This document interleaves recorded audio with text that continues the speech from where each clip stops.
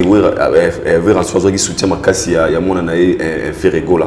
Ou à Tinda voir même Batbaken. Alors comment on a niveau au Roteka, Babieta ça la sold out pour conserver ça là. Si c'est le cas en fait. Bien abisso déjà où on a zo bunda déjà.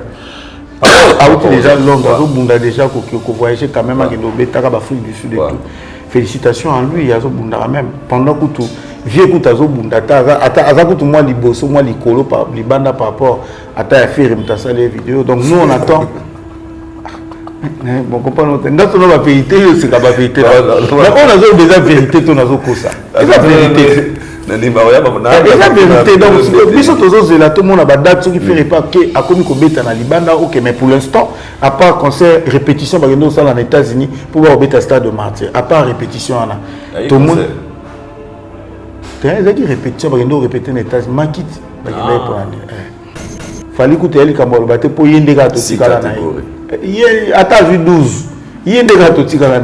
Muto abundé ta musique na biso et l'on a place ezali que to yo kana ka isusu te ba Nigérien ba Ivoirien ba bateau ba bundi fallait faire partir bateau ba bundi pour musique na biso ezonga lisusu ata na poto beta pe sopo na libanda inosbia na visibilité ma kasi ko les même faire na inosbia les faire na ba bonné inosbia na ba streaming à l'équipe faire na mambe faire à l'équipe na imbiakati album le gars Tokos 1 so disque d'or certifié congolais moi hôtel maboya Tokos 1. Pourquoi ils sont 5 ans après? Et comment le l'injustice paye? Parce que normalement, pas là, parce que c'est que Tokos 1 de Fungo, il fallait un univers sous mon art. Canada, on ne pas congolais gratuit. Attends, Johanna, on a un problème, je crois. À ça, la rentrée scolaire, à Banane, Tchigizozonga. Ah bon, ça n'a peut-être la famille, a changé cravate à la tapé à bleu. Ah non, on a un bébé, quoi ça? Mazune a été en foot, on a 8 euros. Pas que le Lucas fallait aller dans le contrat avec Vivendi. Il fallait à ma casse hier. Fali n'a jamais dit qu'il avait signé le contrat avec Vivendi. Il n'a jamais dit ça. Mais si le staff ou l'équipe de Fali a dit qu'il va signer un contrat avec Vivendi, mais c'est logique, il y a un langage au courant parce que c'est après c'est Vivendi qui chapeautait tout.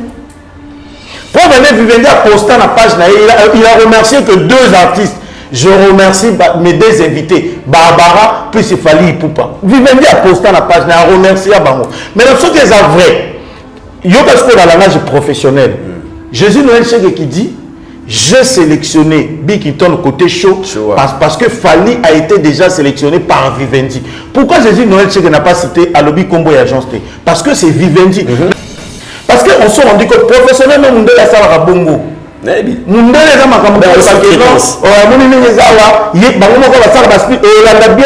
même société. Mais la facture, société. Professionnellement, ça se passe comme ça.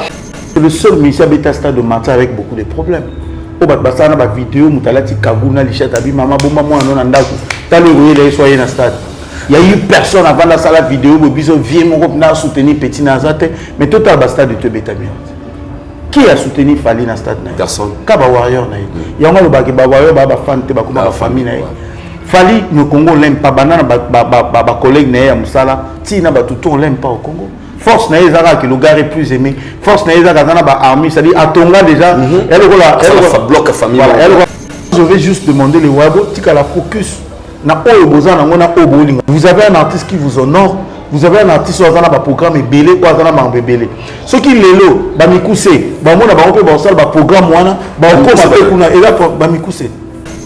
et je pense que Benabiso a subi Pélicambo héritier a subi ça qui n'a pas.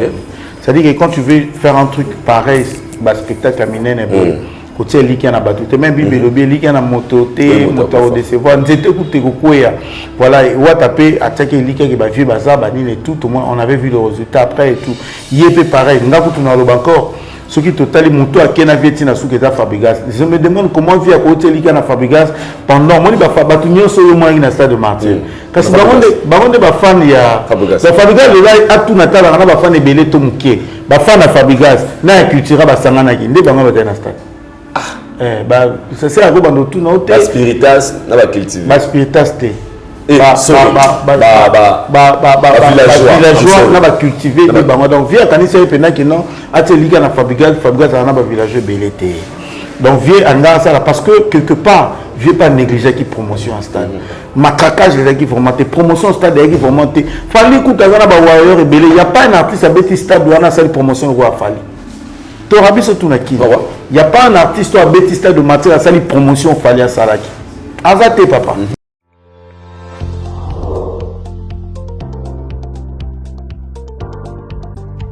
Bote na bino nyonso bisika bozali. Na nzela ya bilili oyo, tobeta mwa lisolo muke ya oyo etali milulu minene oyo babengi na lopoto, plus grand salon de l'emploi et de l'entrepreneuriat. Salon de l'emploi et entrepreneuriat, ezali milulu minene oyo ebongisami na entreprise ya Kombo, groupe Héritage Investissement. Na sima ya programme nango Initiative Emploi pour tous. Ezali esika oyo ebongisami mpona kokutanisa bino na ba société oyo eza kozwa bato na misala. Esalami mpona kopesa biyano na mituna oyo etali makambo ya misala na mboka. Milulu oyo etali bato nyonso baye basalaka pe mingi na bato oyo bazali koluka misala. Milulu oyo tobengi salon de l'emploi ekosala mokolo ya le 1er kino le 3 septembre na Université Académie des Beaux-Arts.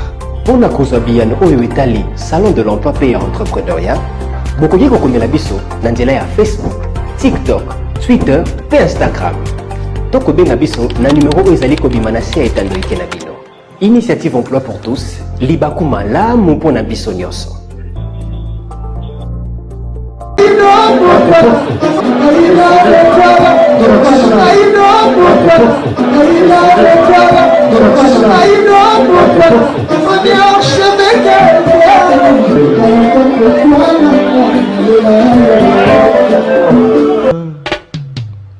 Haïdor Bokwala, le Brésilien Djile Kouyaté.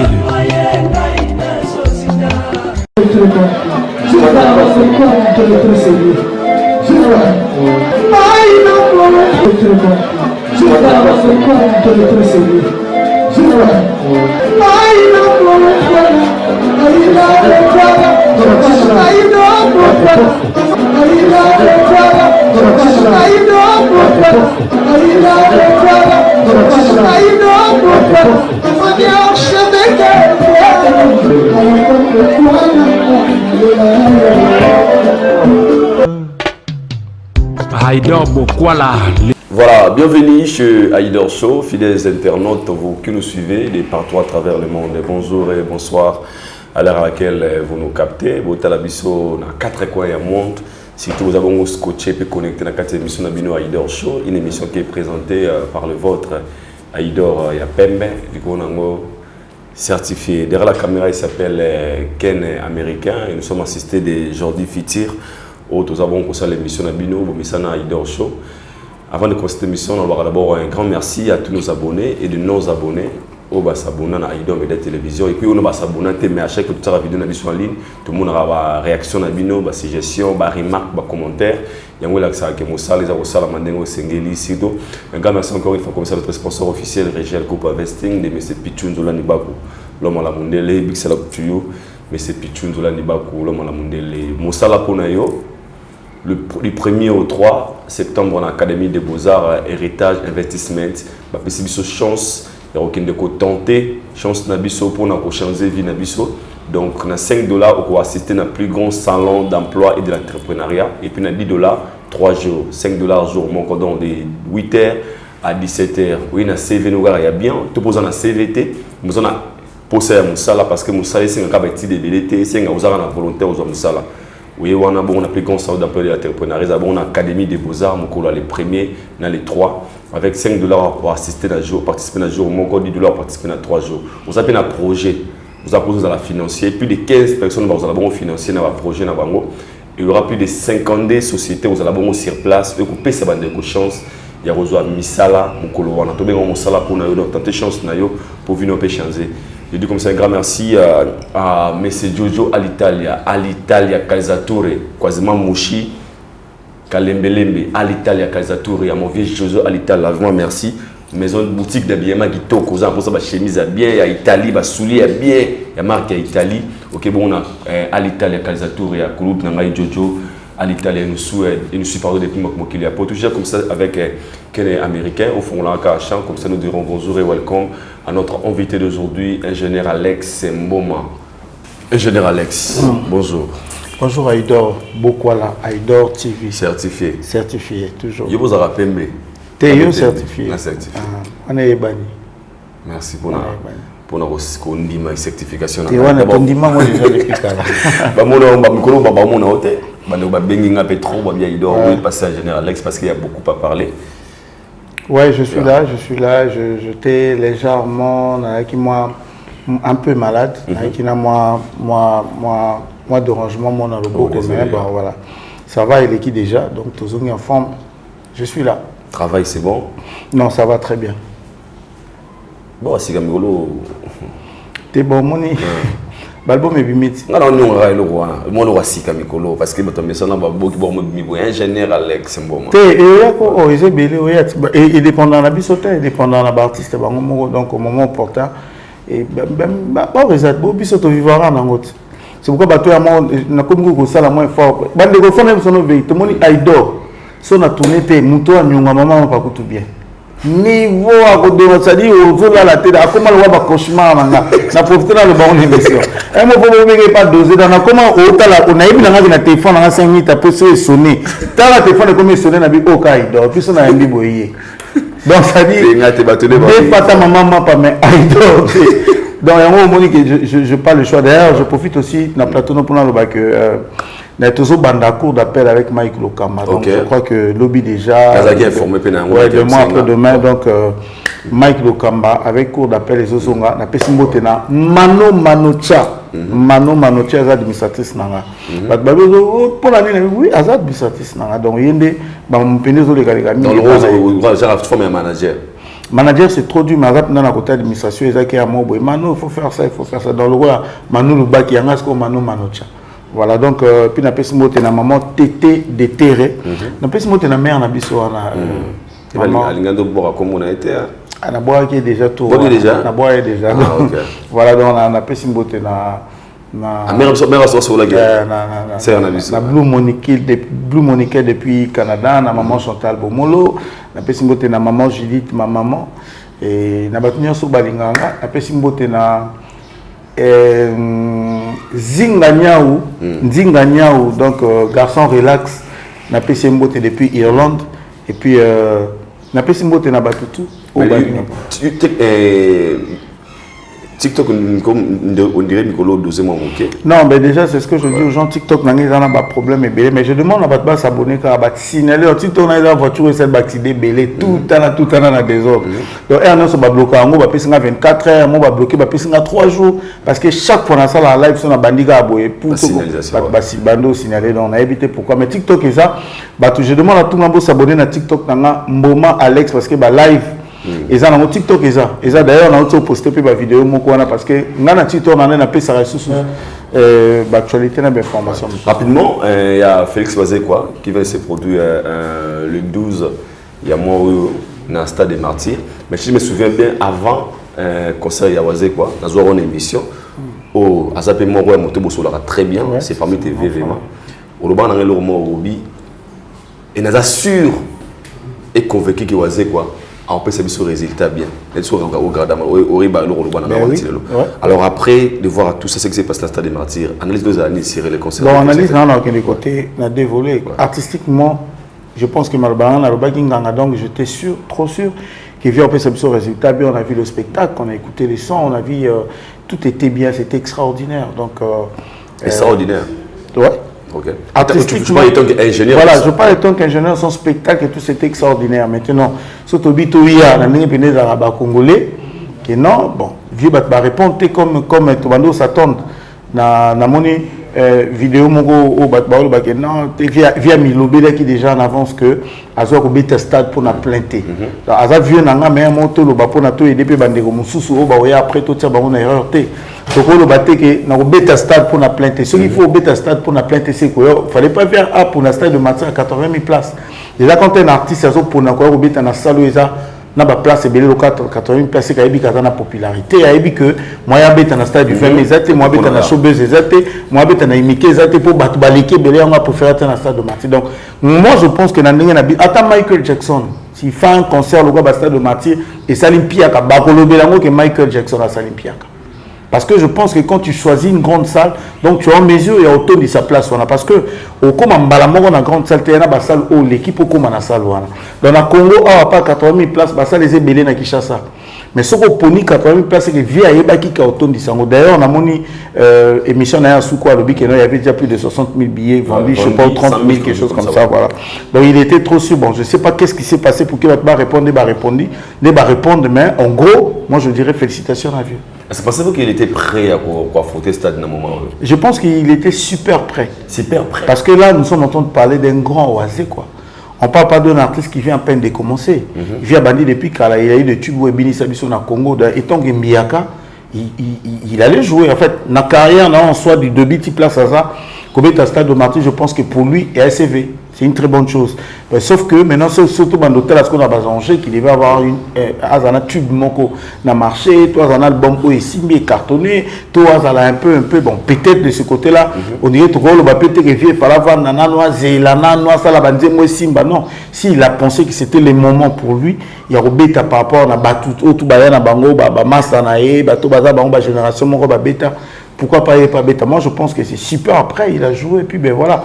Résultat ou pas, Congo qui aurait retenu que la date le 12 août, il y a eu un artiste, un musicien qui s'appelle Félix Oisé, quoi, à Beta dans le stade de Martyr. Est-ce que les stade il y a honneur autour du bateau parce que les gens qui se moquent de lui par rapport au que vaut mieux et tout le monde a participé à bateau c'est moi les retirer belé sur de dire que ce qui le hérité comme il est trop calme c'était après cause récite à 100% de la stade de Martyr. Pensez-vous pas qu'après concert il y a Boisé quoi il y a stade de Martyr où il s'imite vraiment des bateaux là qui peut bien de Boisé quoi dans la carrière là.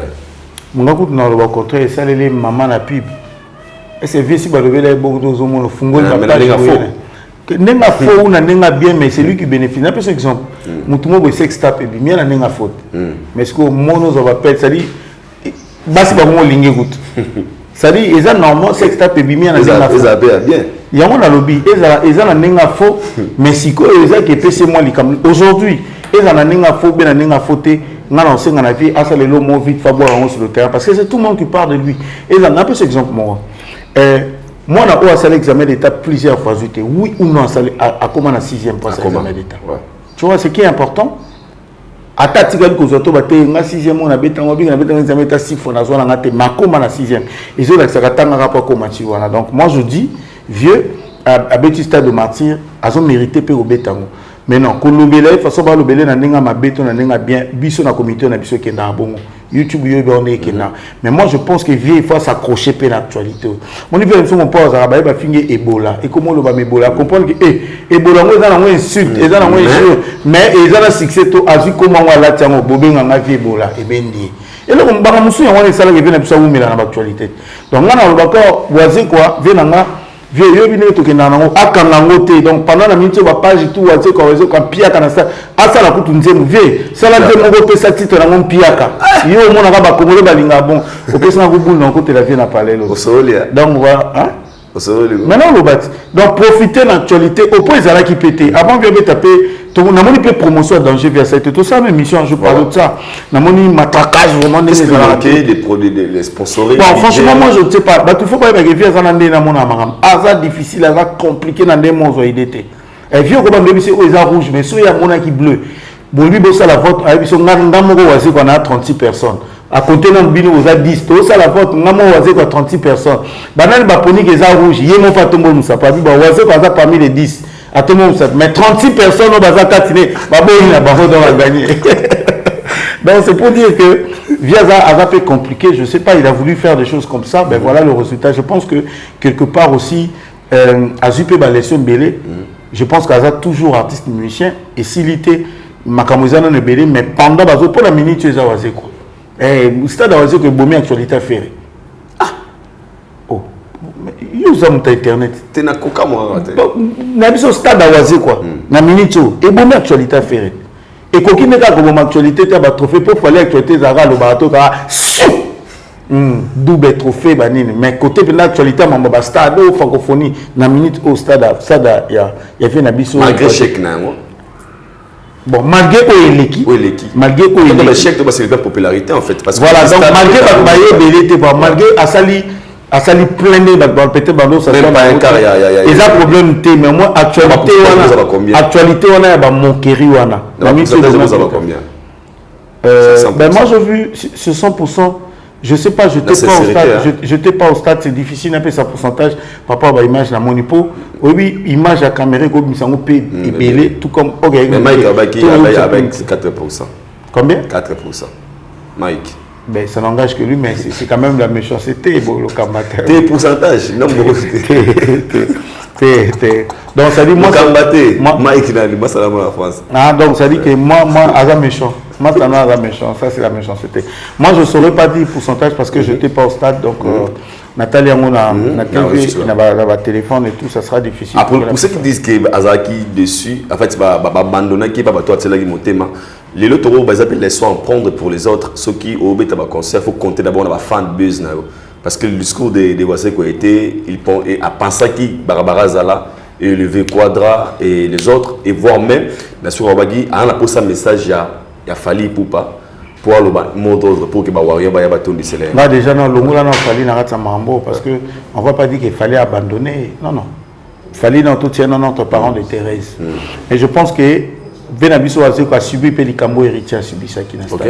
C'est-à-dire que quand tu veux faire un truc pareil, spectacle à Minene, côté liquide à battu, même bibelobi liquide à moto, moto décevoir, c'était écouté voilà, ou à taper, attaquer liquide qui va vivre bazar, banine et tout, on avait vu le résultat après et tout. Il est pareil, on a tout dans le encore. Ce qui totalement moto à Kena Vietina sous Keta Fabrigas. Je me demande comment vit à côté liquide à Fabrigas pendant moi il va faire battunio sur le moyen dans stade de Martyr. Parce que baron de fan il y a Fabrigas le gars a tout natal on a fan de belé to muké. Ba fan à Fabrigas na culture ba sangana ki ndé bango ba dans stade. Ça c'est à bando tout na hôtel. Spiritas na ba cultiver. Ba spiritas té. Villageois na ba cultiver de bango donc via kanisa pena ki non ate liga na Fabrigas na ba villageois belé té. Donc vieux anga ça parce que quelque part vieux pas négliger qui promotion en stade. Matraquage les qui vont monter promotion en stade qui vont monter. Fallait écouter na ba warrior et belé, il y a pas un artiste à bêti stade ou na salle promotion ou à Fali. To rabi so tunaki. Il y a pas un artiste à bêti stade de matière à salle promotion Fali à Salaki. Azate papa. Vous comprenez? Moutara ba fan de belé à salle promotion bon vient donc vieux moi je pense qu'à négliger moi tape belé. Moi j'avais dit Bobi Kaninge à la période Bamisia Babimata moi Libanda Afrique du Sud à Pamba.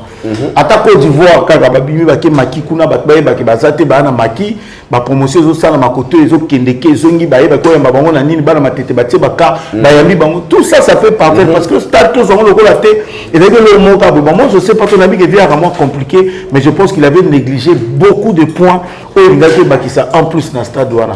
Kolobake au ça spectacle c'est bien beau mais avoir la foule c'était d'abord ça qui était important parce que yamo ngako là encore une fois l'artiste aimé il est grand et tout biso tobi que vient na biso ça grand vient na biso ambiaka vient na biso ça la trop mais na stade douana pour na la communauté internationale le reste ben ngaba mon appel que oui il y a un artiste qui s'appelle Félix Oazé quoi voilà Azape Nani Likolo bon il n'est pas total je pense que c'est un très bon artiste et puis ben voilà donc on attend Makamusu soit bien plus. Alors pendant que lui jouait dans le stade des Martyrs, on a un Chango président bananaye au c'est des play na chaque people banay ko bete sigal. Alors qu'est-ce qui a fait que attend la polémique qui va pas quoi bénéficier dans ngote. C'est le ko banga na mtaba doabi comment na cultura du to ebagi outil papa libaya bin bo pesamo résultat positif. On a remarqué on a retrouvé le même chose où l'équipe a wasé quoi. Yango l'équipe na ngamu ya bande ko c'est des play. C'était d'abord quoi tout ça. Bon moi je vais profiter pour na loba na concert ya c'est na je sais que j'étais là.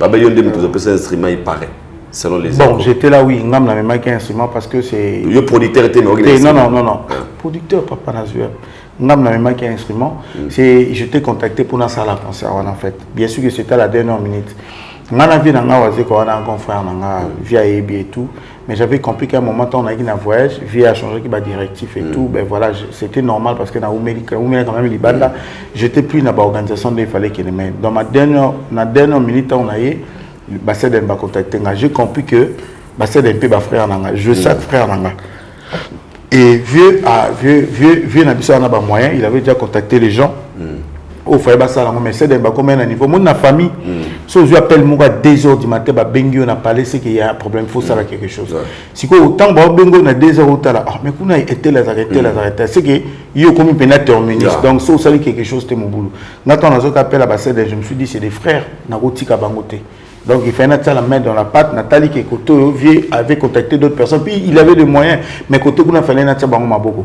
Mais c'est dans la souffrance qui n'est là au Moko parce qu'il n'avait pas de soutien. Qui n'a pas sponsor. Vraiment, il y avait un très sérieux premier soutien. On pensait que peut-être il avait quelque chose. Il avait juste sa foi, na savoir, na talent. Mais le soutien qui était donc il fallait quand même l'aider à la dernière minute. Bon, il fallait que les Pia Kao Basseden Bassali, parce que normalement, on a tapé concert à monter. On a essayé de faire l'essentiel pour Beta parce que quand on a ramené le matériel et comment qui moment Moboé que groupe exaté. Au comprend donc il fallait que on louer groupe samedi à 16h au Benga maison pour louer groupe. On a joué à concert. Jour à concert, ça veut dire louer groupe moi 50 kVA. Benga wara moka za koto sibakangi. Benga koto sibakangi ce concert zoleka na liberté et na bitabe kuna na municipal parce que benga mutu mo na groupe na Kasavu bouton na bandal parce que ba traiter groupe le on comment qui compliqué fallait faire le petit manœuvre à la dernière minute qui chambre froide moko boy tout pour beta mais c'était très bien passé. D'ailleurs je pense que Nzamba Sungi épée en négociation mon quoi ça il va reprendre le même concert cette fois-ci ça sera gratuit et puis on a appelé ça qui est promesse il y a quoi je suis venu à la dernière minute n'a qui vraiment arrêté parce que j'ai été contacté 2 jours avant le concert donc comment qui serré na ba mais tout je crois que je suis là on va tout organiser on les cas bien tout et ça na tout ba balance tout pour quand même récupérer et puis à offrir parce que je te dis que na vendredi na concert c'est d'un thé balingé na cham. Non, quand je dis que Batbalingé, c'est de la matière podio, Babandi ko beta na 21h15. Na temps normal, il devait y avoir une beta kutute. Ngai pour la ngana na bi, ningi to mo kende to su coupe to beta te batu baboy. Batu baboy tatko tala batbako bayera ba groupe amike na ba kipo. Bayena ngata su ki 12. Babete concert. Ah ko beta kala sko ngana otala 12 ngoto tia power na oni donc au moins pena que pression même sur Batbalingé ko frère. Oh, na ba maman banani bateau monaki bazali il y avait 50 personnes. C'est-à-dire il y a 50 personnes qui ont cru en lui au bandimela qui essaie de ne plus na Josak. Donc on n'avait pas le choix, il fallait quand même ça mais puis quand il a joué public au Bayaki wana ils a facilité pour un concert bolobi 16h. Bamoni mouine de pélité allo salamité et tu montes à 21h au moins bateau bazaki plus de 100 personnes wana c'est quand même Merci beaucoup. Oui, là sont les rois de la forêt qui devrait se produire c'est 26 dans London. Mais c'était hier, de tout le monde a publication, il y a annulation, il y a concert, il y a 21. C'est confirmé. Selon le Soux, ouais. Selon le Soux. Moi, tu dois appeler les pays. Ça, je vais appeler les pays. C'est un anglophone. Là, il m'a ça.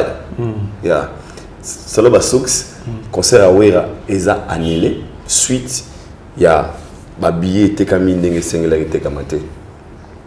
Bon, c'est un succès. Je te dis déjà, vu que je n'ai pas encore vu ça, ça sera très difficile pour moi d'analyser. Pendant que les Vetson a toujours confirmé le concert. Il y a mon lobby, vu que nous avons mon yangote, puis nous avons équipé le lobby que le concert est annulé, ça sera très difficile pour que nous commenté sur ça ou dans ça l'analyse. Tout ce que on a yebi via Robeta dans Londres, le concert est confirmé, via continuer ça la promotion. Je vais d'ailleurs profiter et on sait qu'on a battu tant que via le lobby c'est que le concert est annulé, tu peux continuer son bababier.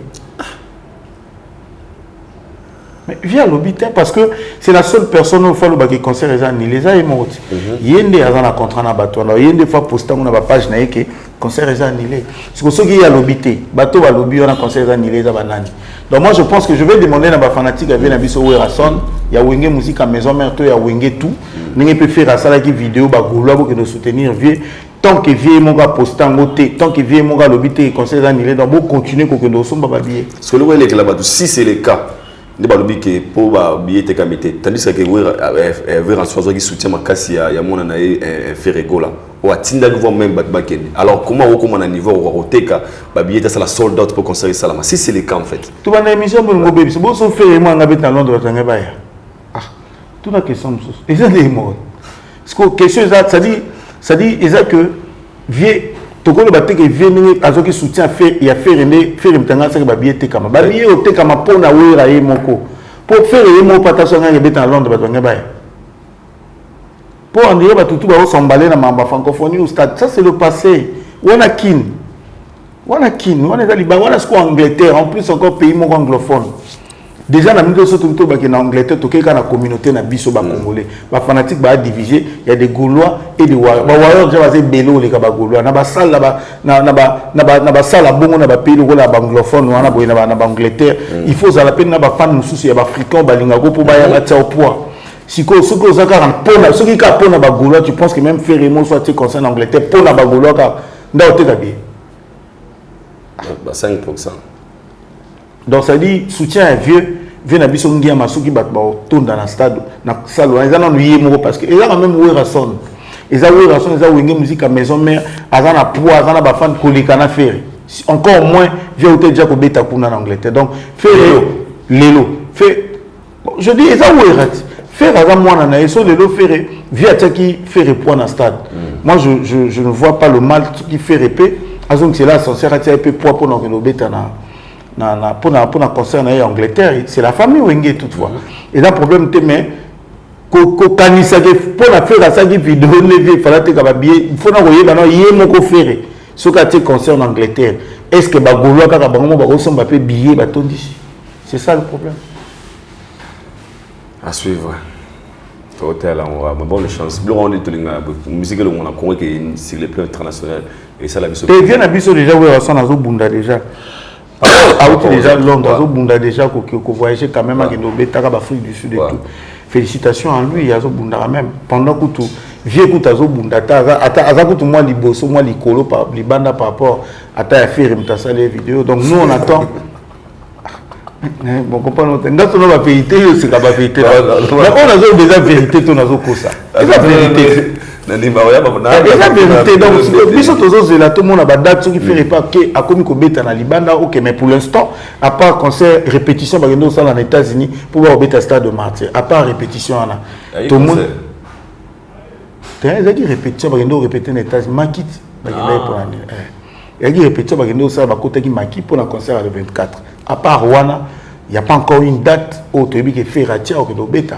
Il y a dit que la minute par rapport à il y a ni faire un ango soit date en Europe batubaya ba okota ce qui est vrai et puis prière en peu batubaya puisque à mon amboka après tout c'est les Congo qui va gagner à mon amboka 50 artistes de notre pays biso to na posa na souci na biso eza abando sala makambo bonga minena to soutenir voilà mais ko na minute so batba oya na stade avec na biso ngia ma eza d'abord pour yemoko azana ngwera ça. Alors par curiosité tout le monde a une nomination il y a Frima 3 co-artistes mais c'est congolais fallait 6 catégories Inosbi Fabregas Tanzanien plus de 18 et moi personnellement je sais pas se déranger mais moi personnellement j'étais choqué comment on a Tanzanien na mboso na étoile montante na plus de 18 nominations alors que biso na Congo on retrouve que 3 artistes alors qu'est-ce qui fait en sorte que Thomas Maboyaka pendant que tout la musique en Afrique Congo c'est parmi bamboka oyo bazobimisa ba musiciens ba biso boye biso bakolo boye mais lorsque ça vient des nominations des awards on ne retrouve pas beaucoup de Congolais pourtant moi ça est la sagesse notamment ingénieur et puis étant qu'analyste pourquoi bon moi déjà c'est clair quand tu vois déjà pour ce qui est jusqu'à la personne qui vend mieux l'image du Congo na libanda c'est Fali ce qui déjà notre Fali est là pour na biso et kokite ça va. Moi, je pense qu'il ne subit pas mérité. Mais par contre, la place, il y a Fabrigas, il fallait aller hériter.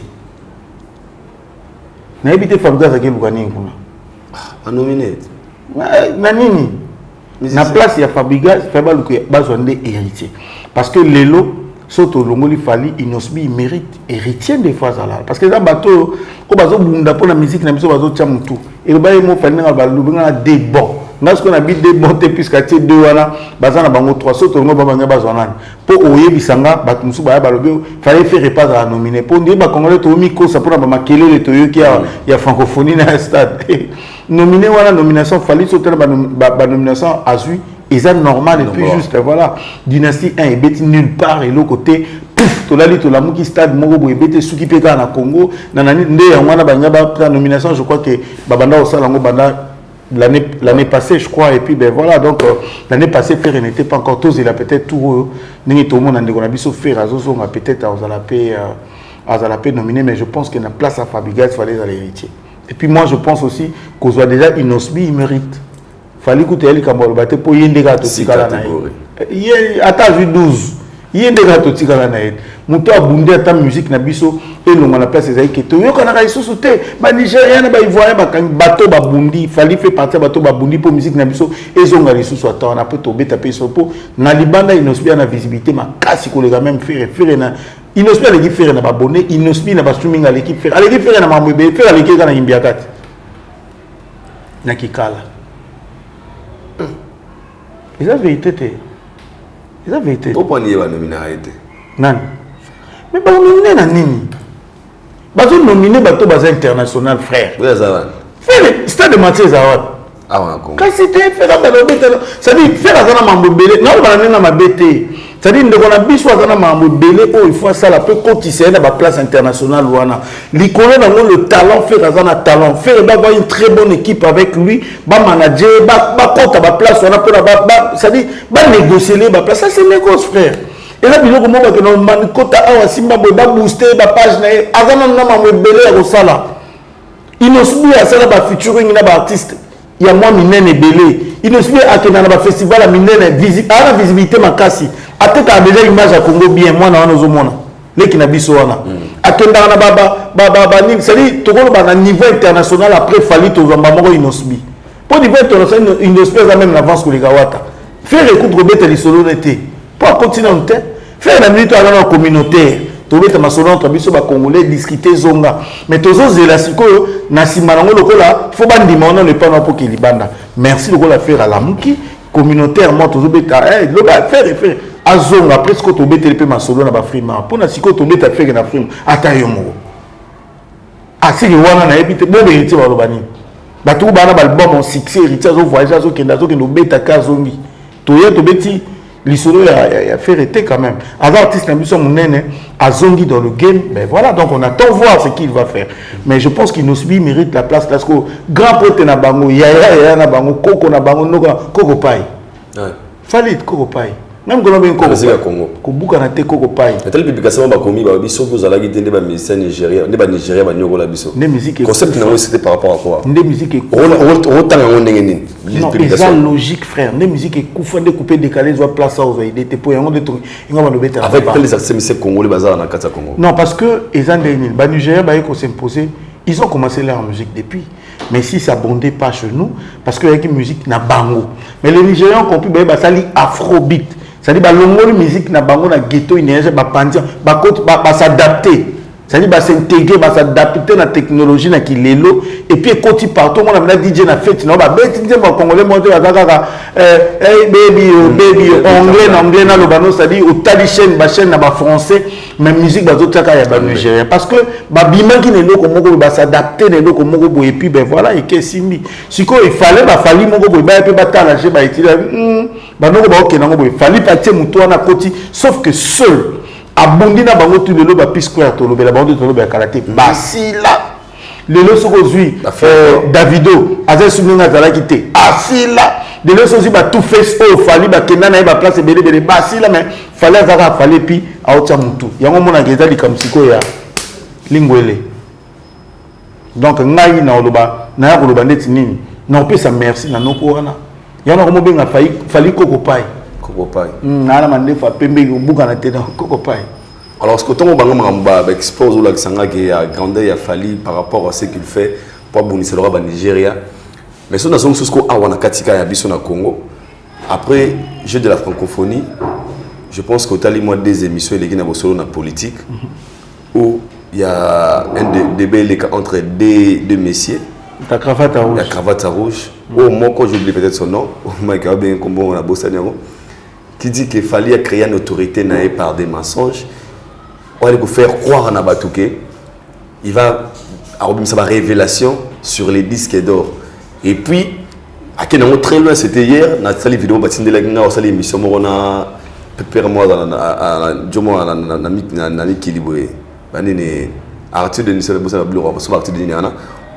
il a même envoyé des gens pour Alex Sabino qu'il fallait n'avait pas mérité les disques d'or certifiés par Snap. Oyebi ate bongisa na pardon Yozara Mayele. Oyebi ezara ki mutema mabe ya congolais. Parce que les Congolais peuvent être capables de que Charlie pense à Manaka, Blé, Mouté, Vimbi, Sopé de Batouné. C'est-à-dire, il y a mon Canada, Mouté, Mamabé, pas Congolais, c'est gratuit. Attends, Johanna, on a un problème, je crois. À ça, la rentrée scolaire, banane, Tchigezozonga. Ah bon, ça n'a peut-être la famille, a changé cravate, à l'ola, tapé à bleu. Ah non, on a un bébé, quoi, ça m'a vu, n'a été en foot, on a 8 euros. Pas que le Lucasso fallait aller dans content à vivre. Il fallait à ma cassière. Non, mais attends, il a beaucoup à faire. Moi, je pense que le gars, il a un arnaque, comme ça, ça va bagolo arnaque. Il a distrait bagolo. Alors, ça va parce qu'il va soi-disant postuler. Il veut s'accrocher pour se dire qu'il fait la zone publique et belé, à ça la bongo pour bagolo, bah bongo, c'est tout le monde, il y a comme il va m'affaler, bah il y a un banc, il y a un diwana. Bah il y a un banc, bah quand même, après, bah on voter. Mais ça arnaque. Dieu n'a pas l'arnaque. Parce que le vent de l'objet que non, on a album logo là, album logo à Tokos 1, sur le disque d'or certifié. Congolais moi hôtel Maboyan. Tokos 1. Ben écoute, Babanda a balobaki pourquoi ils sont 5 ans après. Et comment le l'injustice paye? Parce que normalement pas là parce que c'est que Tokos 1 de mute fungoli fali ba univers mususu to mon art. Akende pe ngana lobaki boye. Ndeko cravate rouge, kende pe ko faire single d'or. Na kinam ya yena buba kende pe ko vérifier single d'or ko azona arana na kamora kende ko vérifier ni osona ba yana kamora na ba omo da ba sona ba disque de diamant combien ba zwaka donc ce qui fallait dire disque siko ba ça ba featuring wana wat na Tokos 1 azona disque d'or ko tout moment ça même mission le ba mo tema me prendre le principe fallait mission ka disque d'or moko il fallait zo ba platine belé ça la même mission bongo papa de ko cravate rouge et puis ba yeba na ba luka po yeba na boita. Et maman si comme ma bé et ma même ma bé parce que bah toi boy bah le quoi bah kindingo il y en a qui n'ont différence exacte à faire la vidéo faire la côté mana fali chaque faire la mine faire la cabiloko fallait les loyers faire les fali donc ça dit toujours comprendre ma position à batouté et après un moment ça saoule frère on est quand même un pays intellectuel. Il y a des choses qu'on ne peut pas se donner le luxe. On va dire aux autres, la Jomo, la veste, la cravate, la rouge, sur un plateau que les gens respectent, le la bossolo, pour râler de n'importe quoi. C'est la même personne à Elibi sur le que non, on a la Vivendi, Fali n'a jamais signé avec Vivendi. Ce qu'on a toute la question. Il y a de la recherche, il y a Vivendi. Donc ta parole contre, il y a celui qui était le numéro 1 en francophonie, M. Isidore Kwanza. M. Isidore Kwanza qui confirme que il y a même ta sélectionné qui agence il y a Jésus Noël Chege. C'est lui qui avait contacté Vivendi. Et puis il a bien dit. Le monsieur a dit que bon le bana fali a dit ce contrat. Personne n'a signé le contrat avec Vivendi. Bangonien ça va signer qui contrat na Jésus Noël Chege. C'est le monsieur Oya cravate rouge. Yenda le dit que Bangonien ça va signer un contrat na Jésus Noël Chege. Maintenant le numéro 1 en francophonie vient nous dire que fallait signer contrat. Ni na Jésus Noël Chege ni na Vivendi, mais a signé contrat d'agence où Vivendi est sélectionné qui pour équiper ma musique. Attends, on parle de quoi? On parle de quoi? Mais le monsieur a pris le temps. Tu vois peut-être un moment comme ridicule. Est-ce qu'il est fier de lui? Voilà notre futur député. Voilà le futur député. Donc, postuler. Donc, ça veut dire que le gars arrive à monter le mensonge. Imagine qu'à combien le dit Fali Azo Koka Koyemba Banzemu Naïm Moko Semi Life Yango Baiki ko décider comment playback. Mais tu fous le gars là-bas tout quoi? Le gars a venu donner quel genre de leçons? Mais comment on ne peut pas rester dans la bassesse jusqu'à ce niveau? Il y a un moment de même. Le coup la Vivendi, bah il y a improviser ma kamka la mouton là pour faire qu'on y battre. Lui il était où ton Vivendi bah travailler na Fali na ouverture ya cam. Fali pas Koka kate vous allez en playback. Bateau bah ça na ba Gims na mondial. Bah Koka kate vous complet. Tu rencontres quoi finalement? Et puis on va mettre sérieux pour tout. C'est pourquoi tu n'arrivais même pas à te défendre devant M. Manix. Je salue M. Manix et félicitations à lui. Tu sens que nous avons solo ali kunduna li kambu. Autant de la TV, na cravate, na la kunduna li kambu sur la vie de Fali. Et c'est honteux. Lui, il est fier de lui quand il sort de chez lui par rapport à ma proposition de sur Fali. Il est fier de lui. Le gars, il est fier de lui quand militant. Il y a partis qui sont censés soi-disant voter ou comment. Ils sont fiers de lui quand le gars vient râler de n'importe quoi à la télé. On a posté on a TikTok. On a vu une vidéo où Jésus Noël Chege na RTNC qui ont été de rencontrer, il a dit, je été sélectionné pour accompagner la francophonie na Boye Nani Nae. Il a bien dit, c'est lui qui avait sélectionné Big Hilton parce que Vivendi avait déjà sélectionné Fali comme un artiste international. Nous tous supposons Zoloba. Et ça, Jésus Noël, il sait dans le la biso que il a été contacté pour gérer Makambouana. Ça veut dire que c'est moi l'architecte, je vais vous dire pourquoi j'avais mis la lampe bleue là. Il y a une lampe bleue pour ton la veste à pembe et puis il s'en a deux mois. Mais il y a une technique, c'est pour la bonne côté. Ça veut dire explication par le il y a un homme sali, tout le monde te passe et commande. Qu'on dise bien, le patron de la francophonie a dit en noir et blanc.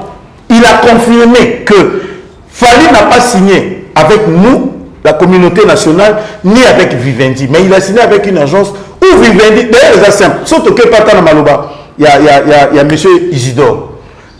Moi, on appelle ça exemple mon émission, on a bandé là ce soir. On a une salle à Vodacom. Non, pardon, Vodacom, mais je suis là pour nous qu'il y ait Bajon. N'a qu'un nous qu'il y ait Bajon, signé contrat nanga. Contrat va signer nanga pour ça les panayo Vodacom. Si vous agent on a ça tourner dans zéro salle à Rawat. Alors ça ne pas l'ex bon matin ça à Vodacom. Tenir à la tara, il y a Vodacom. Bispo ya rezoyer pour me mettre dans musala, il y a Vodacom. Ba tu peux na quartier ba ibika sala na Vodacom. Mais comment voulez-vous que ceux qui na leki mutora sur l'équipe émission va tourner ton contact tu vas signer avec qui faut expliquer avec un monsieur qui s'appelle Alex pour aller travailler chez Vodacom. Mais non, à la carte de service il y a Vodacom.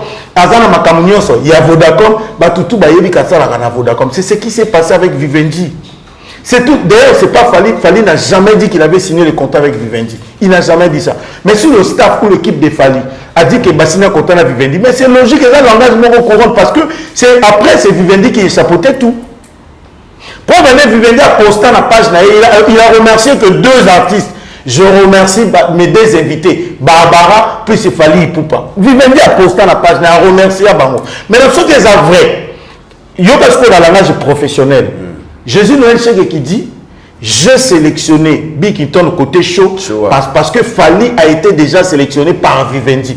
Pourquoi Jésus Noël Chege n'a pas cité Alobi Combo et Agence T? Parce que c'est Vivendi. La minute à son marmion se débat qui Congo comme l'agence on a taillé biété. Ayebi Vivendi. Ça veut dire que moi quand je travaille avec le cameraman à BBC Image Nanga, n'a pas le cameraman, n'a que Charlie Prince. Nabinde Konga la sola gina yo yondo tindi caméraman. Ça veut dire le caméraman là son patron en réalité est Charlie Prince. Donc ça veut dire sans Vivendi, agence soit aux arrêtés, sans Vivendi, fallait que je pense même quand l'agence soit sélectionnée qu'il fallait Vivendi valider. Ah lui c'est bon. Puisque après fallait travailler avec qui? Avec l'agence ou avec Vivendi. Mais ce cravate rouge, Zoma Lissou dans ma recherche, non, nous qui la mission Mindelo, pas. Est-ce que Baza va engager à Vivendi? Définitif, toi Vivendi, puis les agences vont bailler sur le travail à Vivendi. Parce qu'on a même pas ça.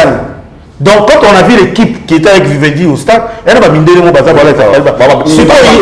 voilà. Si quoi, messieurs, Vivendi, les années là-bas français, bon, anglais qui est zongi. Continuez aux armes, Moussala, on appelle ça comme Moussala. Ayo kanga nanu liboso na seke mission on appelle ça que musala ke koluka kende lisusu zonga mais c'est cravate rouge et puis on a biso kana bosolo na politique kende koluka na posa toza na posa toyeba ba mindele o ba ndeko ko travailler na Fali oyo te témoin que ba ndeko ko travailler na Fali ba la sa Fali ba nzemu na yazo ko yemba te on ba teki playback mindele wana est-ce que baza ba engagé ya Vivendi bien les apeka ba tout eux les agence mo Vivendi pas contacter qui ba travailler en collaboration na Vivendi. Parce qu'on se rend compte que professionnellement, on a ça à Bongo. On a ça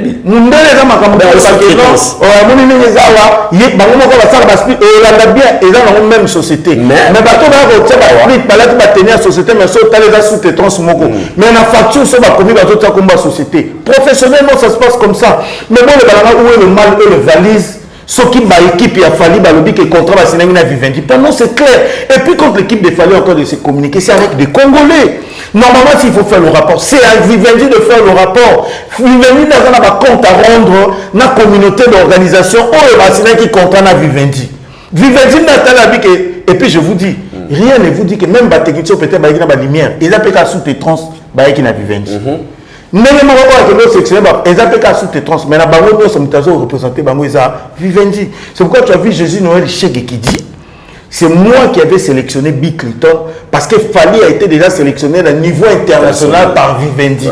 Ce qu'on y a de cravate, on fout dans les héros. Si on a un cahier, tout, rentrée scolaire, un sac, on a ça tourne on a Fally. Et puis deuxième chose, Fally a signé content à Vivendi. A signé content à Vivendi. A l'invité, oh, ils sont vrai. Fally nde Moutabé tagi les 28. Batamikou c'était Fally nde. Si vous avez le Batamikou c'est les 28. Bon, c'est en 2192 mi-temps francophonie au Yaga Lissous na Congo. Sans beaucoup ça vous allez vivre. On passe à autre chose. S'il vous plaît, on passe à autre chose.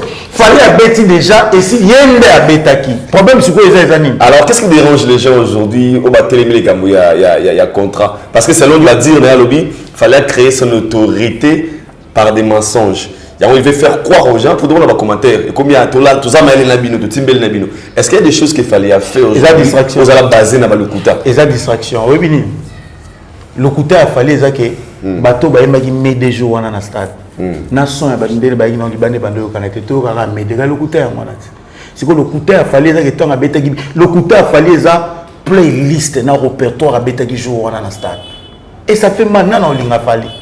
Nana olinga Fally na mambwana na ole kilo mona fungula parenthèse mon pas son frère na sali live na ngamoko batu batake coach Mathias oh non batu balobi na live na Fally ta école ya mikumi sakazana mbongo asala te école ta sala te lokote to qu'est-ce qu'on malembe lelo Congo na ba organisation l'activité que Fally n'est pas aimé au Congo papa batu bakenda ko tumbanda ko ya Fally tous en sérieux peu importe les problèmes sachant que eux ils ont ko ya compte artiste na biso ba ngeba protéger ba tumbi Bosco Fally à sa l'école na Congo déjà golo est autant gâté ce qui n'a rien été dans l'école on est commis à Bawario et puis mon colo likambo et na Congo à la politique il a fallu nous la fati batouti quand on va le mettre dans baba quelle école a fallu moi la golo papa tous les combattants qui sont en Europe et ça nous tout le monde a fanatique à Jibé ouais on met ta commis combattant elle a fanatique à ouais Jibé on met ta commis combattant. Beaucoup de tomber la Fally. Moi je pense que le gars a bien entouré. On a un conseiller pour habiter école T. Qu'est-ce qu'il a fait? Akenda ko tia mai eau potable na kisenso. Eau potable on a naba goloa. Naba ba finga mama naba ba mela bango mikolo tout. Siko ngabi to na vindi libumukuna. Lelo ba bote Fally face à l'hôpital. À l'hôpital pour son mutakufi baba ko monde ba kufa à l'hôpital à Fally. Yena Alexa bango pour la succès. Na Congo té Fally message sur la vie de Kanga sur l'école l'hôpital tanga tana Brazza tanga tana Bidjan et sungi pe ka africain attends c'est pas bien je vais te dire un truc non Mboka on l'aime pas a haute mais c'est comme Mboka non l'aime pas si quoi tu vas tirer comme son fingi ka salate mukolo ya ba président ya ba kuna dembele za yete ya ramta lokuta papa na Congo so lié mingi wala koso soko lete aux orgueils soko ti mingi tsumbarabana mingi batanga soko ti to mela milangi na Congo zala na projet na yo kanga mix puis perce point barre. Vous voulez que Fally fasse quoi? Tout ce qu'il est en train de faire les Aramabé lelo Fally soit à l'hôpital moi ça que beau ta sali fausse couche formée à l'équisibana papa même il y aura rien à nous ça la plan il fallait dans l'hôpital na Congo mutaku faté faut pas dire qu'à l'hôpital wana papa tika na yo mekate Congo lingiote bazon di maote botika ba Congo lingiote wa na retenir parce que mutu bisanga na émission na onto ya sala gina yo avant Fally à se retirer na jeu de la francophonie le moment Fally n'est pas aimé il n'est pas aimé pas du tout nakata mboka na or que c'est Fally là que nous parlons c'est l'artiste le plus populaire quand on va dire na biso na yope Nakata Congo. Alors comment une personne qui n'est pas aimée de son pays et avoir ce genre de popularité Nakata Mboka? Je vais te dire un truc. Ouais. Arafat n'était pas aimé en Côte d'Ivoire, mais c'était lui qui était le plus populaire. Fally a des warriors, c'est vrai. Et puis Moutazana ba fanatique il y a. Warriors c'est des Congolais aussi. Na Congo. Moutazana ba fanatique il y a vrai. Il y a vrai pendant le quand il y a Ben, il y a vrai. Sans tricage il y a Fally. Le reste ça na ba tigal ba union sacrée. La sangisa sangisa ezaka ki mutu mo alinga na yo te alinga Fally te. Mais à comme ici peut ka gola dembeli kana simana pour ka to ko isa eto kitise mais mutana ba fanatique après ça Fally cela n'empêche pas que s'il est populaire ba o ba minoritaire wana balingi était c'est tout à fait normal oui mais il fallait que ozala à ça l'école mungo ils ont ensemble par exemple 500 élèves dans le 500 on a tout baza ba warrior balinga ki ba soutenir vision on a ba autant ça ba il suffit qu'à tout le monde a fallu tailler à sali jemo au monde na kufa na kati abomi image à 500 na nyoso komba Fally ke faux moi je préfère au lieu fallait ça à l'hôpital akendaka ko bimisa ba maman ndenga sala ba geste humanitaire asuki wana c'est encore mieux aye ba maman ba bota bandaka la babimaka te ça fait combien de temps tozo kende lelo soki 6 mois afuti bambongo bobima parce que il peut le faire pour ko sunga congolais mais après to yebi ba retomber bino bokati meke fali lelo azozanga ba azana na association babengani fondation ya munene fallait azozanga ba partenaire aux assure que ceux qui le fallait Albert ça la projet hôpital munene atal ko ba HG na temps plein na ye na niveau fallait azanga ba sponsor pe pardon soutien tout financier ou bien banane azanga ba moteur mais les pommes ça yebi magana image a fallu aux ala mal interprété fallait ta studio ya bien il y a bien ce qui na kamani ko tali studio na ba norme internationale combien de musiciens qui ont enregistré il y a eu ça comme musicien ça ils a privé oh ce qu'on a le bique ngana na posa na sala album fallait ça l'émission place na bique studio na privé moi ça la studio mutu de gars qui était tant que ça que non ba personne te mo fait la bien kuna na keta yo ka banzemu na ngana sima alla ke lango abe na chance ça dit comme on a mamnande il faut pas perdre le temps na ce qu'il fallait au sala ngo azela tango moni tango succès na yego sila avant de tranquille ba comme betel ma solo pour ça la légende ta congolais ta mutema be to so artiste le ko la tal quoi surtout du taille tellement na musicien congolais moko pas ko na poids taille to ngol fali nza congolais moko na tabango tout pas ko tellement ta na taille mutabeta ba Bercy wana abeta ngo soki combien de fois par année taille ka abeta pe yo arena azana ba maman na concert azana ba trophée liboma mazo benga fali légende le gars avec gumba ma devant fali azobenga fali légende tellement na musicien congolais moko azana niveau ba daju. Mais d'ailleurs, ça fait trop fort. Lui, c'est le capitaine, on l'a regardé, mais on ne comprend pas, il ne se fatigue pas. Parce que Yebi, ce qui vaut, ils sont vrais en fait. Bah, ça va hypocrite, bah, ça vrai. Taille qui trompe devant Fali dit la légende. Ce que taille, avant même la Fali légende. Mais fanatique, il ne va pas aller, il va mais qui le voit? Toi, alors sérieux. Taille, avait même la Fali légende. Jusqu'au là fanatique, toi là qui est des fanatiques à faire, Gaulois, au lieu de nous qui t'a fallu, j'ai pas fourmi dans l'ito et en soko, n'a qu'une autre. Fourmi banda pendant la zone j'ai fait une soko, et à eux vraiment. Bah ouais, bon, on a bien le bon manzo to pamba. Et là ils attendent. Et là ils attendent. Ceux qui t'ont ça la bouée, bah autre artiste na bango na erreur. Parce que l'artiste au quand ça a commis, au quand on a mangé là au sala. Et ça important bah ça va critique. Pour améliorer chaîne na yo. D'ailleurs, mutu alingi au fait critiquer. Fala ba noter la taille mabai do. Te mon comment qui boza une erreur. Yosko na Congo na biso ko ba bongo ta c'est ka yo nani comme na bitumba ba comme na menace ba tout. Soki ba tout ba biso umela leader yemoko. OK liboso te donc o katara mi la ka boza bien. Nzoka te zana ba tout so ba telo 10 000, 8 000 ba sepel na ngote. Il doit avoir quelqu'un qui va te dire que non frère boité. Normalement pour tout na loba batu tout le leader té batu le roi bisoper photo ça si ko netinga les gens peuvent pas s'attendre de moi na pas na ba no ba netini na na ko ba fali té yo pena yo té si ko to ba no luka na ba critiquer fali net nani bah moi je représenter ta monke té yo na bi net nani na éviter une toyer de d'autres non on a même ça fali a fait ça missionnaire obeta yo arena obeta au arena a obeta le 19 avant 4 concerts musuna libana tala ba 6 kilos a celui sur des trophées a mérité a nominé contre il y a malamu leke belé ce qu'on a noté na ba ba misusu wana na ya ba pe ma bête na ka ko encourager ba on a benda ba ba mata c'est tout et donc on a ça là na ya ko kitisa bango tete na ka ko encourager bango na benda ba mata ce qui énerve c'est quoi quand tu dis des vérités les gens viennent t'insulter pas possible bah tout ce qu'on doit finir c'est pourquoi je dis à ces gens là arrêtez de rêver ou de penser que nos quoi on a commis bon yango moni normalement tozonge na mamba fali na gims niveau ne yango na kuna to que nous soit na kuna o ils a distraction on a comment fali en nani en concurrent nani na tout une question quand la biso nani ceux qui battent les photos de fali na gims ceux qui conquérant fali les affaires c'est que derrière l'ambassade na francophonie sili ici yango na bi fali commettre nos concerts ici na Congo teti na 2024 point na diambeli na ngate baya oh sauf là mais quand ça concerne à tata accord arena hein accord arena ben ya kasi yango le biso to lingati dès que ngana on va te faire encore ça plein accord arena je vois déjà sauf ayo beta accord arena ça la plan et c'est ce que nous voulons yango to ba musique ezongeleng mais différence c'est dans les accords arena alors quand je voulais parler des c'est là c'est ça différence c'est dans les accords arena kuna ça yo que malembe kasi on a malembe wana mokombo ça zanga makila Même dans le bâti. C'est quand même. Quand on dit que Azong va mettre Gims, on va banner par là. Non, mais niveau né en moi. Niveau naïe, il y a parce que c'est le seul musicien congolais à côté dans le secteur avec Gims à Balbani. À agresser dans le secteur, à s'imposer à Zupi trophée. Pendant Gims a côté dans le secteur, à Rumbatasa, mais on fallait à côté dans Uben. Il faut le dire, Gims va respecter, il fallait pas hypocrisie. Déjà, le Gims là, ils ne sont pas hypocrites. Ah, vrai. Gims, au talier Mouindou, même Akila, Moutounia, c'est un Mundele, il est hypocrite. Il n'a pas besoin d'être hypocrite, d'être nanin. Marmoutou, c'est vrai. Bien sûr que Père n'a pas côté na makambo o yo moko ko katena ba poto ko sokolaté mais sauf que marabalo baka eza vrai. Asa vrai papa. Ba Gims ba vrai. Sérieux? Tant baloba wana moni azolo la pakota fali a film maka fali ayebi que vieux ko buka na té.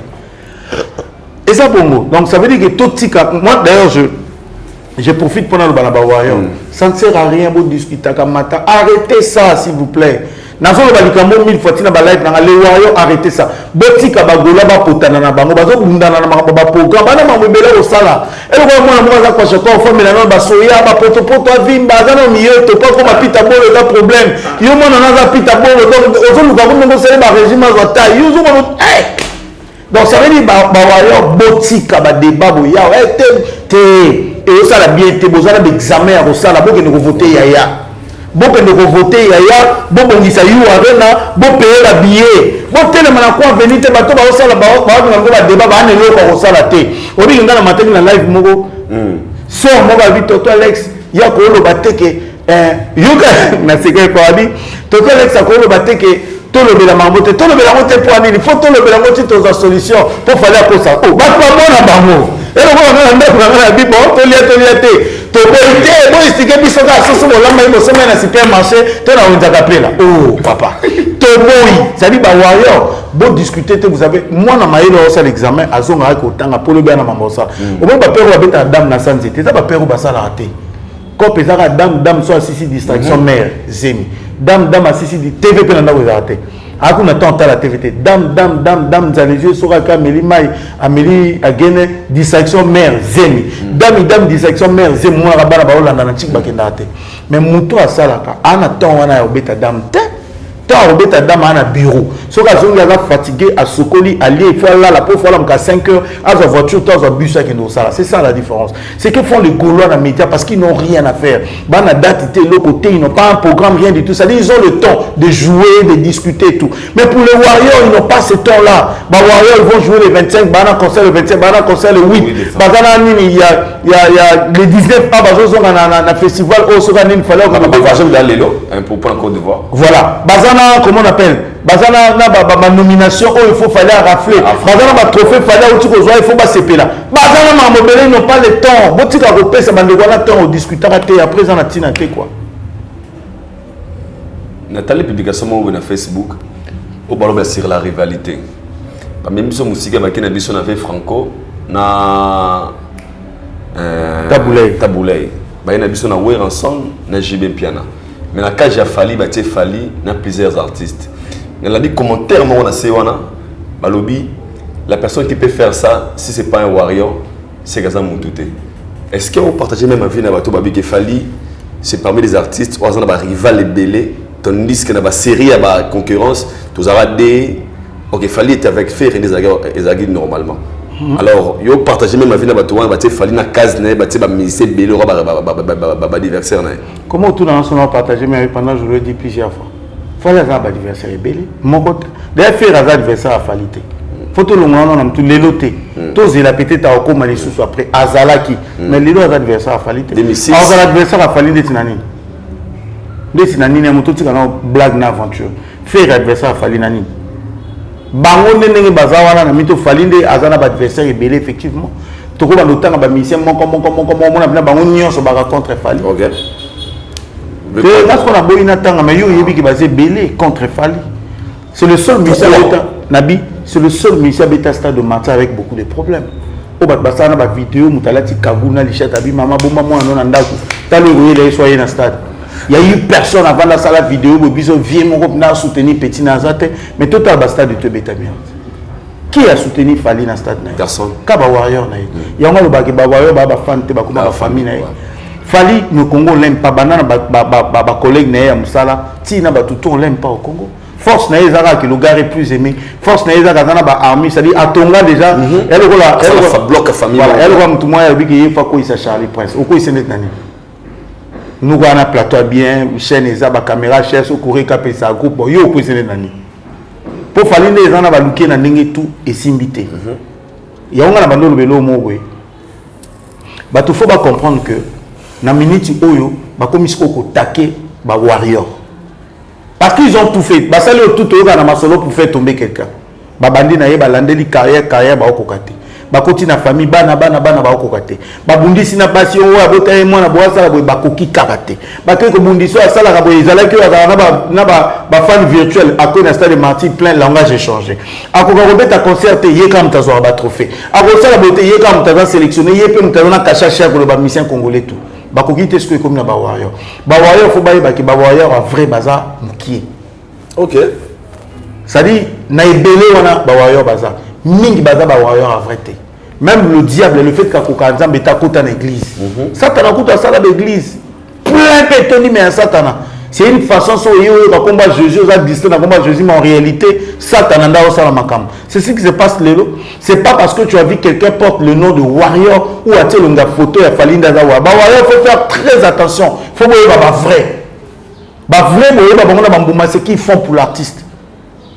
Bon, comme on te il fallait abonner 3 millions et quelques, mais parfois, les lots peuvent falloir soit qui nous disent, nous pouvons aller là-haut, 1 million de vues de 48 et que moi passe. Bazar, on va abonner. Bon, ça a distraité, hein. C'est pas parce que tout ce que vous voyez, c'est très important. D'ailleurs, on a bien repris dans l'émission. Il fallait qu'il y ait autant d'Instagram, tant de millions et quelques, autant de YouTube, millions et quelques. Mais pour ça, là, le lot du sous, pour ça, là, 1 million de vues de 48 heures est comme compliqué. Tu dis à quoi? Les lots sont totalement, ils poussent, ils inondent Internet. Et chose étrange, malgré ce que tu as dit, live au monde, non, photo maintenant, il y a un débat, sa vue. C'est-à-dire sa vue, sa moto, na débat, ils ont bénéficié d'un artiste. Mais tu te dis aux femmes, nous tout le monde a fait un papa dans un endroit. Est-ce que nous avons l'hôtel, n'a pas de fallu lui-même, il a éduqué sa fille parce qu'il n'a pas supporté. À Yebi Kazala Benemé, mais moi, l'année qui comporte dans bateau balingakete. À mon nom, on suspect. À mon nom, suspect. Mais si on y a aux warriors, aux fans et artistes. Mais au Kenya, na live moko au peuple basangani bazo distrait ba yo ko yo ko tu as depuis bobengi ba les warriors bo sala très attention bato tout bazo ya biso moni pe na biso fali moni biso o la na pe mutati ko kota concert a fali moroti bo sala attention bino bo s'abonner n'importe comment c'est pas parce que mutati photo ya fali na profil na ye toi mi pesi kombo warrior ce qui nini to aigle mais il y a un fanatique a fali te ba traite bazé belé baza lion baza ba poso tabac. Même le diable se déguise pour envoûter par Nzambe. C'est pas tout ce monde ne pas de voir. Faites très attention. Nous tout est beaucoup passer l'itoï. D'ailleurs, c'est très simple. Si vous arrivez dans un endroit où vous montrez que tout ce qui se passe là, ils ont un bénéfice, il y a un binoté. Bima malem de kende, c'est très simple. Nous avons un coutume à comment on va de la salle, ma bébé, ça c'est 10. Mais qui n'a pas pour mettre dans la banque? Au Golo, ma banque de 10. Mais si on a bien un coach, on a famille, on a coutume à payer. On a un suspect. Mais viens au Sandina. En réalité, on va le saluer, ma bébé. Voilà le mot. Tu connais pas. Et puis, quand on a une discussion, ça m'a dit. Tu n'as pas fait tant, Robert. N'a pas dit que tu as colonie, on met la paix bien, on met là. Non, mais là, les abonnés. On va venir monter le vite. Toi, tu as entendu que ma fille m'a pas dit Bayokio. On le dit, il y a seulement des bamous à l'Okuta. Bazo, on a été, on a faux. On a vérité. On a vérité, on a faux. Parce qu'en réalité, nous avons des places montées, tout cas frère, nous avons la vanille, nous avons la bière, nous avons discuté. Nous avons tout ça, les gars, nous avons suspect. Normalement, nous avons quelqu'un qui parle mal de ma famille. Qu'est-ce que je fous là? Nous sommes le but que il faut expliquer. Il faut ça un débat professionnel. Un débat même un chrétien, le pour qu'il au ça débat un témoin de Jéhovah. C'est qu'il faut ça la banane, la benne, son monique au cocaté, pour gagner âme. Comme Jovis. Pour convaincre. Oui. Donc, tu as battu que tu as warrior, madame tout, et puis tu as une expérience, à quoi Bunda Bitumbo, à longue peut battre. Mais attends l'église, nous tenons ce temps que nous t'es battu.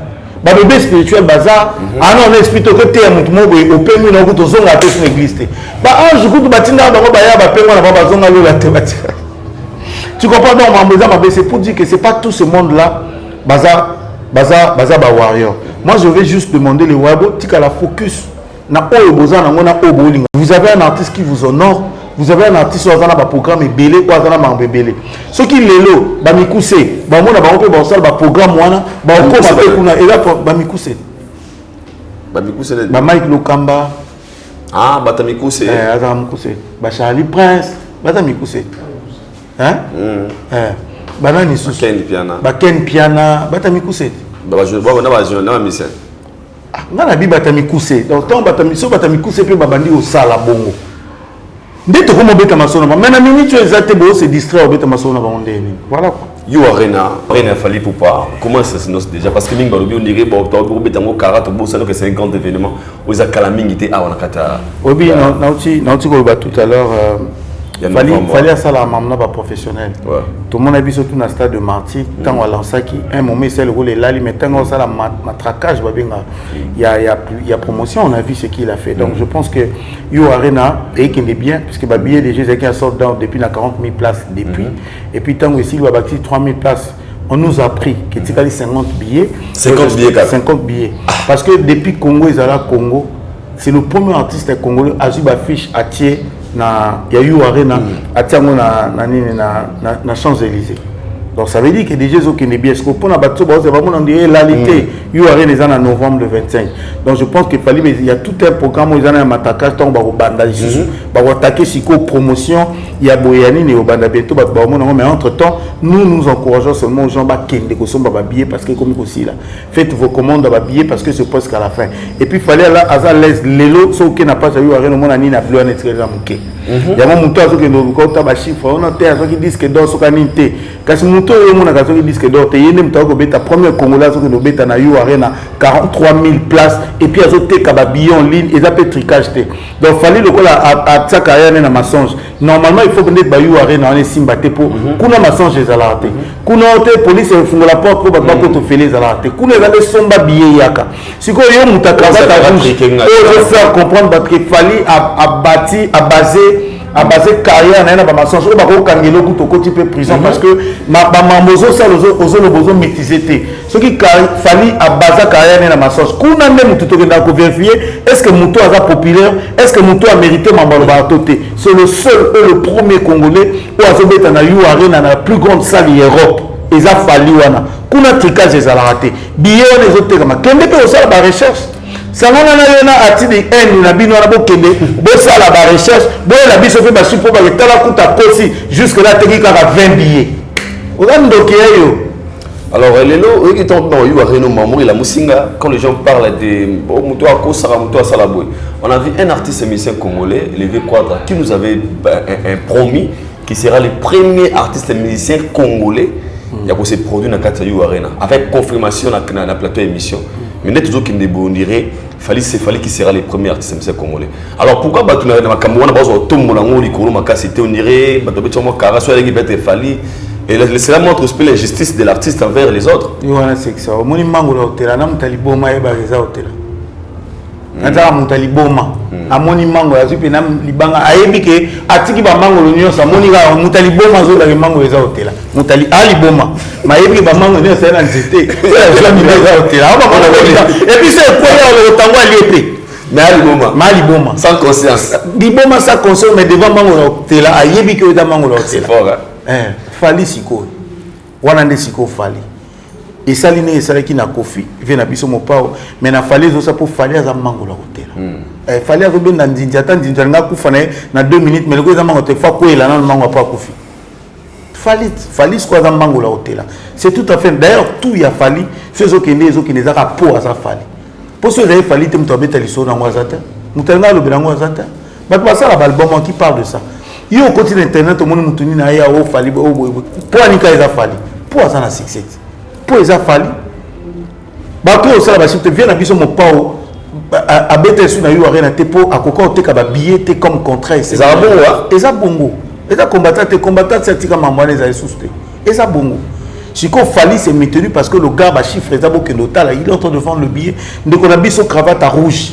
Kende ko sala pe banquette muto a basé carrière na le kuta mazote li baya na ombo na olay euro arena au congolais avec 12500 abeta te kuna pas que cricket 12500 kuna pesa mensonge afungol pe billetterie pe to la pe nombre 75% et puis maki première loi te le même jour. Vous parlez le Fali premier que fallait être panafricaine. Fali aza une star continentale. On comprend? Fallait aza star yamunene. Ça veut dire que Congo ou pas Congo, les Africains sont derrière Fali. C'est ça le problème. Moi, je suis allé à Congo, là, il y a Moutakavata Rouge. Au cours de ça, la communiqué, le bien à Batouno, il faut pas que vous votez. Il fallait s'en rappeler parce que c'est toute l'Afrique qui sera derrière lui. La seule différence, c'est ça. C'est-à-dire le gars, on dirait qu'il a besoin de Congolais. Non, il a besoin de Congolais. Oui, pourquoi il fallait le moins à Bitumbo à Zolongango? Parce qu'il n'a pas seulement de Congolais. C'est-à-dire que Congolais, il n'a fallu des Camerounais, des Nigériens. Malien, Sénégalais, Ivoirien, Togolais, Guinée, tout ce monde-là sont derrière lui. Congolais, il suffit de Wayon, on a Congolais.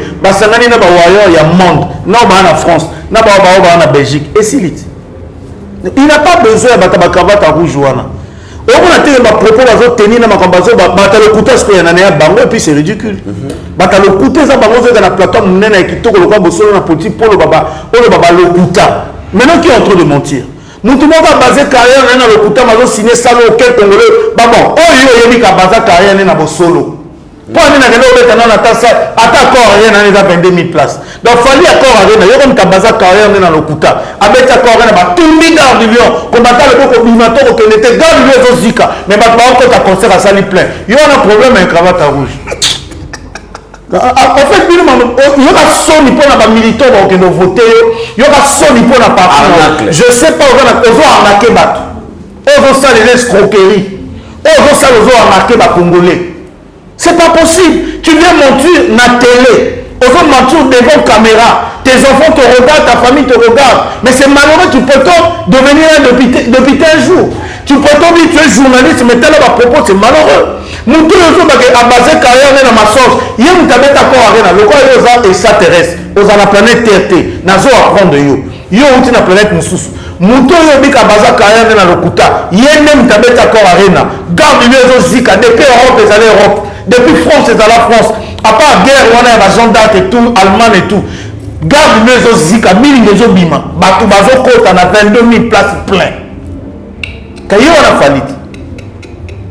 Moutou a baza carrière dans le Kuta, dans ma songe. Yende a zobeta yu arena 43 000 places, frère. Premier Congolais. Oh. Arrêtez la mine, et puis nous comprendre péter. Moi j'ai beaucoup de respect pour la bosse, la politique, pour la plateau. On ne peut pas commencer à laisser n'importe quoi. On a évité sous politique, c'est maintenant la débat musique, nous tout le monde a quitter sa notoriété à Sango. Avant quitter sa notoriété, image au Sango a ça la mise au bat. Parce qu'il rencontre n'importe quoi. On a le bas à Sango a un contrat à Bill Clinton. Aïe Bill Clinton a signé un contrat dans Nani. Beaucoup de nous sommes Nicolas Fallait comme il y a des autres. Il fallait signer na Vivendi. A signé na Vivendi. Likambo besoin de la signature a fallu pour la bête qui ouverture. Yende a bête qui ouverture. Yende numéro 1. Yende a Congo là. Yende y Afrique. Yende a Congo so du Congo puis en Canada. Yende y Afrique. Merci beaucoup ici. Yende a Congo là qui. Bino boyo ko kanga bazi podium Afrique francophone. Y Afrique francophone. Afrique. Anglophone. Afrique. Bon, il y a un maghrébin. Il y a un oh, on a un Congolais, tu parles d'un Congolais? Non, il y a un danger. Maman, tu as Thompson pour la mabengo, chérie, il y a des bien sûr, l'ami bana baya minene. Mais ça, pour l'engagement, ce Congolais, fallait numéro 1 à l'équipe Bamotu. Ça n'engage que moi. Ouais, bon, alors. Musicien Congolais, numéro 1. Faire épée d'Afrique à numéro 1. Ah? Non, jamais. Attends, Congolais. On a Congolais. Wa mang massage les gars, au soloté. Na biso na biso. Kota za kuna zoka bien zoka mbali boso na kosa na. Boso ndalisa. C'est là té. Kota za kuna yoki bien zoka mbali boso na kosa na vinde le couteau na betia. Yani. C'est qu'il va et là.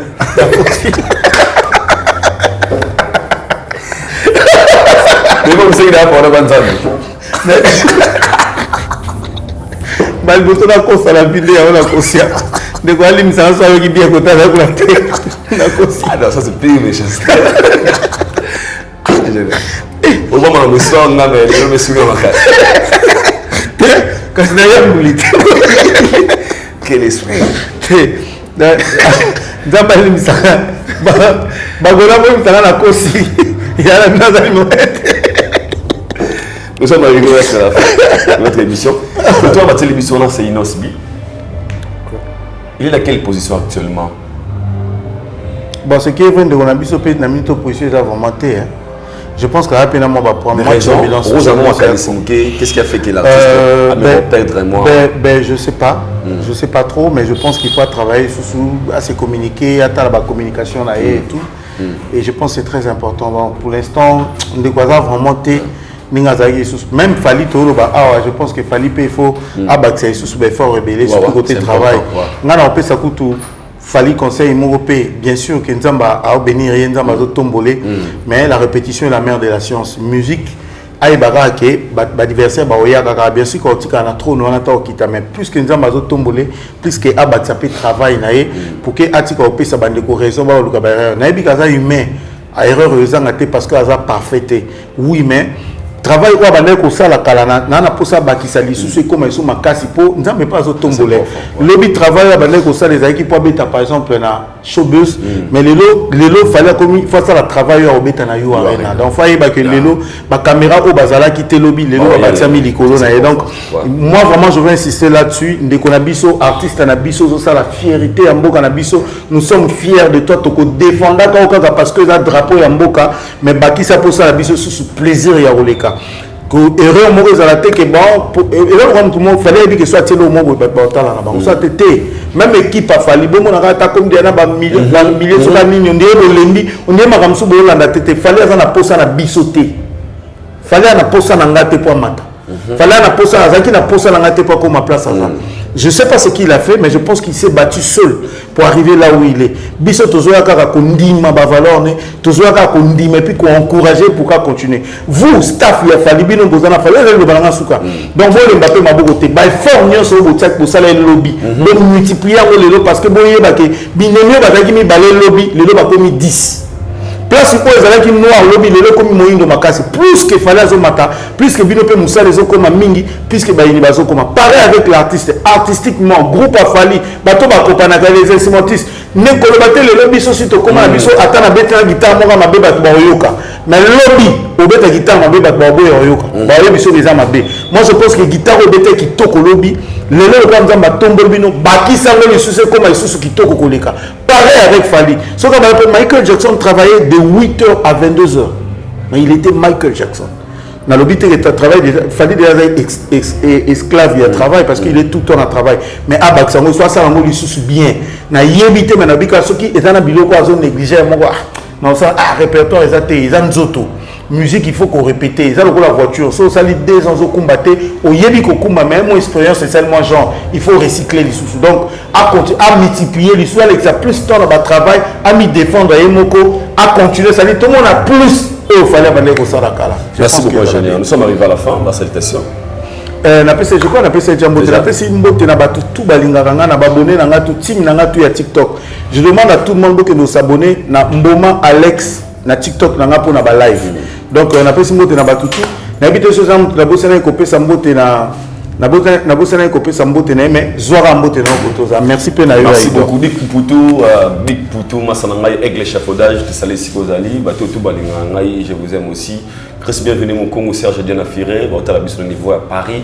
Doit tellement nombreux Christian Yaba para français. Message bien capté, hein? Christian Yaba para français et pourquoi pas aussi Yannick Kini à Rombox. Le millionnaire congolais, le faisaire de boss, Yannick Kini à Rombox et Tobo Sanité, Jimmy Belao. If you don't know where you're coming from, definitely don't know where you are going. Kouloutunanga, Jimmy Belao, la famille est sacrée, le boss, Jimmy Belao. On se retrouve sur ce prochain numéro d'ici là pour tout venir aller. Ciao.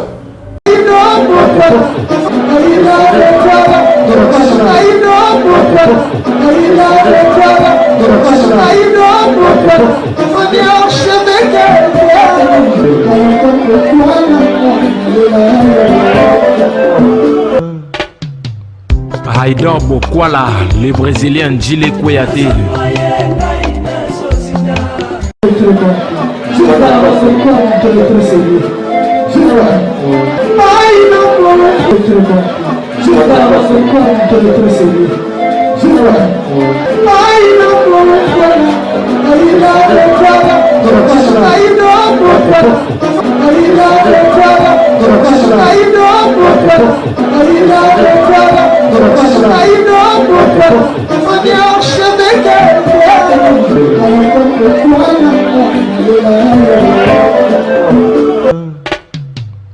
Haïdor Bokwala.